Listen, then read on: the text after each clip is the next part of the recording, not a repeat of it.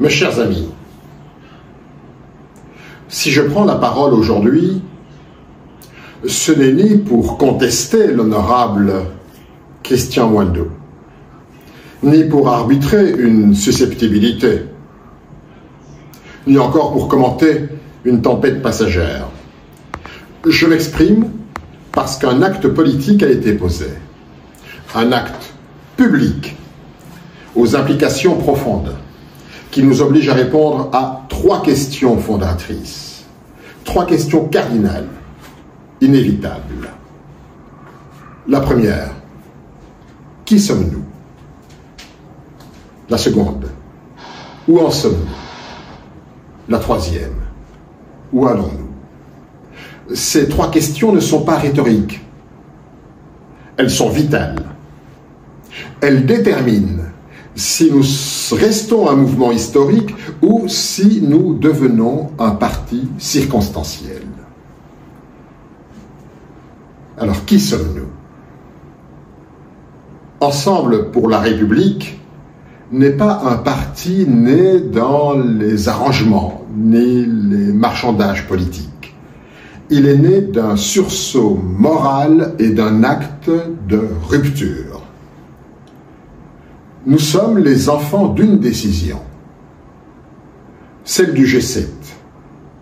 Lorsqu'une poignée de dirigeants, au sommet du pouvoir, ont choisi le pays au lieu du confort, la vérité au lieu du silence, la rupture au lieu de la compromission. Ce jour-là, nos aînés, Pierre Lumbi, Charles Mwando, Gabriel Kyungu, José Ndundo ont quitté des positions enviées, non par colère, mais par conscience. Ils ont dit non à un pouvoir qui voulait confisquer le destin national. Ce non n'était pas un slogan. Ce non a coûté. Il a coûté l'exil de Moïse Katumbi après le faux procès des soi-disant mercenaires, les blindés déployés à Kasumbalesa les 3 et 4 août 2018 pour l'empêcher de déposer sa candidature à l'élection présidentielle, les arrestations arbitraires de nos camarades Salomon, Mike, Daniel, Franck, les impostures judiciaires, les spoliations, les confiscations, les assassinats politiques, celui de Chérubin Okende, celui de Dido Kakisinghi, qui hanteront notre conscience longtemps encore, les cachots clandestins où aujourd'hui croupissent des compatriotes dont le seul crime est d'avoir cru en nous. Et finalement le venin de la propagande, l'acharnement, l'humiliation de pères et de mères assumés comme méthode de gouvernement. Cet héritage est notre socle, notre fierté, notre identité. Notre ADN n'est pas la participation, il est la résistance. Notre langue n'est pas l'acquiescement, elle est l'insoumission. Notre vocation n'est pas d'accompagner le pouvoir, elle est de le défier lorsqu'il trompe le pays. Voilà qui nous sommes. Voilà pourquoi le peuple nous distingue. Non pas parce que nous sommes parfaits, mais parce que nous sommes cohérents. Alors, où en sommes-nous? À la faveur d'un événement récent, la démarche de notre groupe parlementaire auprès du siège politique de l'Union sacrée en vue de présenter une candidate au poste de rapporteur adjointe du bureau de l'Assemblée nationale, une onde de choc a traversé notre famille politique. Soyons rigoureux, rappelons les faits. Ce poste revient de droit à l'opposition? C'est incontestable. Notre groupe parlementaire dispose-t-il d'une autonomie tactique? Personne ne la nie. Mais jamais Ensemble pour la République n'a validé une démarche sollicitant l'onction politique de l'appareil au pouvoir que nous contestons depuis des années. Cette démarche d'ailleurs a été immédiatement récupérée par le parti au pouvoir lors de sa communication publique, ensemble malheureusement avec nos représentants. Ce n'est pas le poste qui interroge. Ce n'est pas la candidature. Ce n'est pas la personne. Ce qui interroge, c'est le lieu, l'interlocuteur, le symbole et le message envoyé au pays. Car cette démarche consacre un glissement d'un cadre institutionnel vers un cadre partisan, d'un dialogue parlementaire vers une négociation politique, d'une logique d'opposition vers une logique de validation. Or, soyons clairs, on ne refuse pas d'être le wagon de Kabila pour devenir le wagon de Tshisekedi. On ne dénonce pas la fraude et ensuite on sollicite ceux qui l'ont consommé.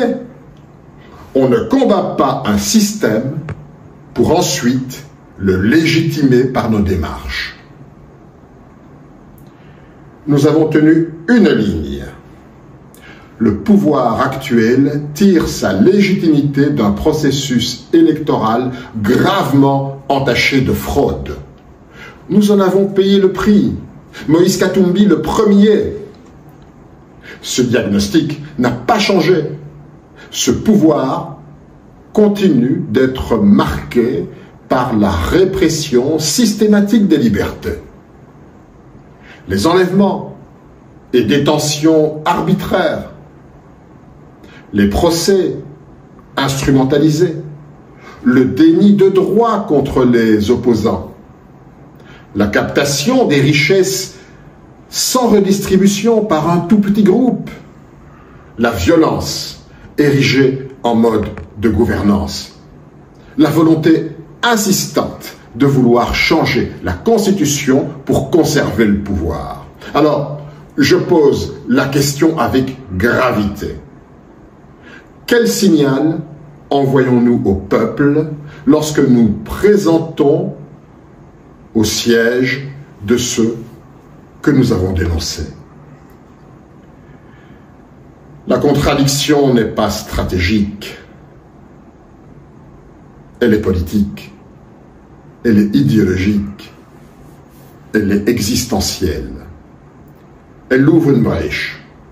Et une brèche en politique, si elle n'est pas colmatée, elle devient une capitulation.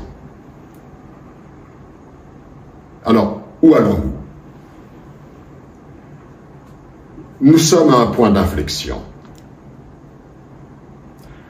Deux voies s'offrent à nous. La première, rester fidèle à notre histoire, à nos ruptures fondatrices, à nos sacrifices, à notre mandat moral devant le peuple.